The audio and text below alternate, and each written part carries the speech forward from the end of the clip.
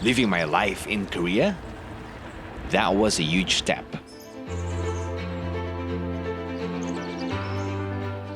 Pero ang plot twist, Canada ang bagong season. Pagdating ko dito, feeling ko, wow! Ibang level ang fresh start na to. Pero hindi lang pala nature at malamig na hangin ang highlight dito.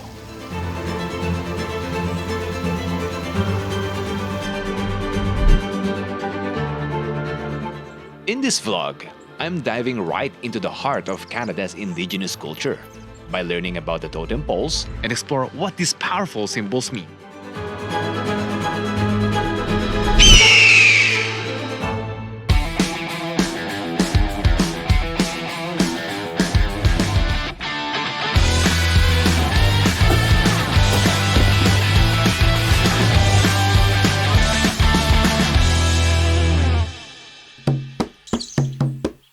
One of the most fascinating discoveries ko dito sa Canada ay ang First Nations culture. Makikita natin ang totem poles na likha ng iba't ibang indigenous communities. Bawat isa may sariling kwento.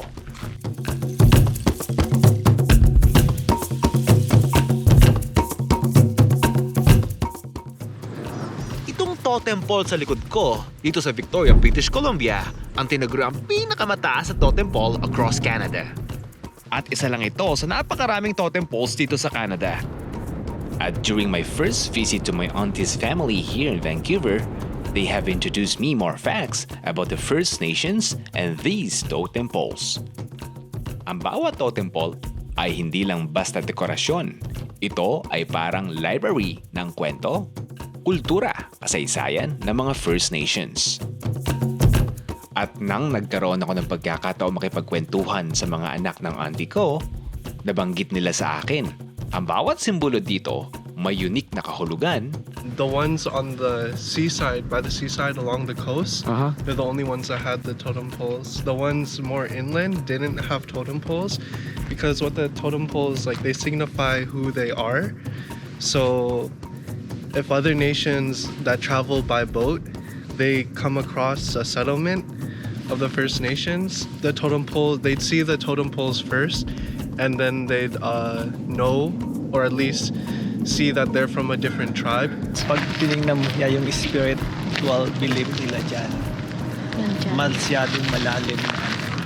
So, kailangan mo talagang mag-research para makuha mo yung meaning ng ano ang talagang gusto nilang iba-iwating minsan. Alam nyo ba kabayan, ang First Nations ay isa sa mga indigenous groups dito sa Canada. Sila ang mga orihinal na nanirahan sa bansang ito, libo-libong taon bago dumating ang mga European settlers. Hanggang ngayon, buhay na buhay ang kanilang kultura, tradisyon at wika. Isang mahalagang bahagi ng kasaysayan at lipunan ng Canada. For generations, they would be like building up these things like clam gardens so that they could like kind of, you know, farm clams for food. They take really good care of it. And like if there was like not a lot of clams left, then they would like leave it be for a period of time so that there could be, so that the population inside the little clam garden could like grow again so that they could like harvest it. Alam nyo ba, kabayan, ang kwento ng Raven o Uwak ay isa sa pinakasikat na kwento sa First Nations mythology. One thing I remember being taught a lot was their stories that they'd have. I remember the one where it's like how the raven stole the sun. May mga kwento na ang Raven ay nagdala ng liwanag sa mundo, isang trickster na may dalang mga aral. Before we continue, like and subscribe to my channel and ring the bell button para siguradong mapanood nyo din, kabayan, ang iba kong mga videos.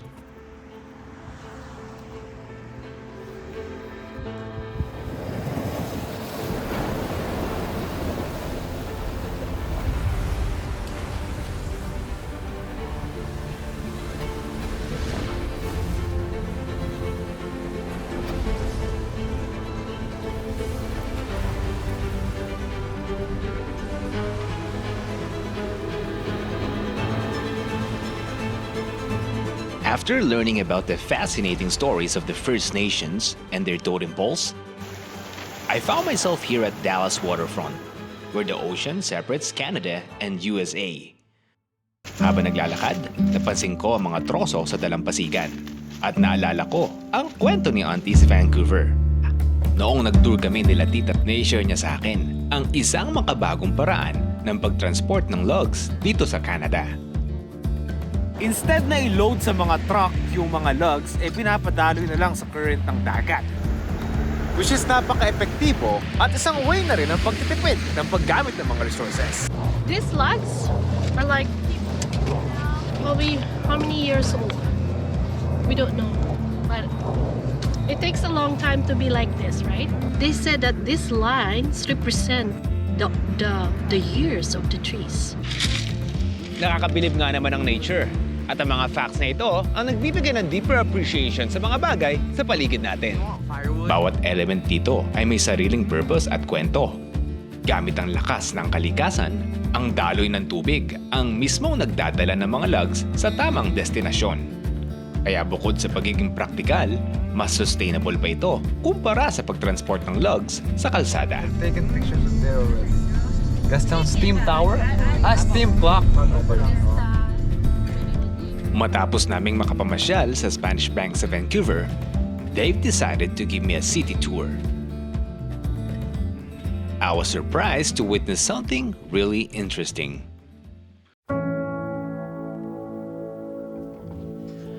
Habang dumadaan kami sa East Hastings Street, hindi ko maiwasang magulat sa dami ng mga tao na tila na-trap sa siklo ng drug addiction at kawalan ng tirahan.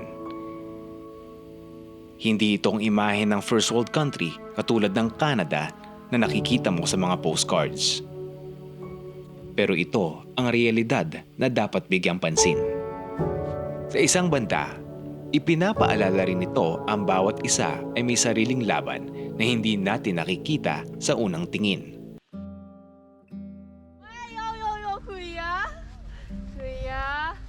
Habang naglalakad kami sa dalampasigan at nagkakwentuhan, naisip ko ang mga kwento ng tagumpay, kabiguan at pag-asa na bumubuo ng buong larawan ng Vancouver.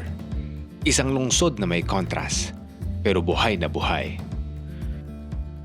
If you are going to Vancouver, you have to see Stanley Park. That is one of the tourist attraction. As I wrap up this vlog, it's amazing how each experience tells its own story.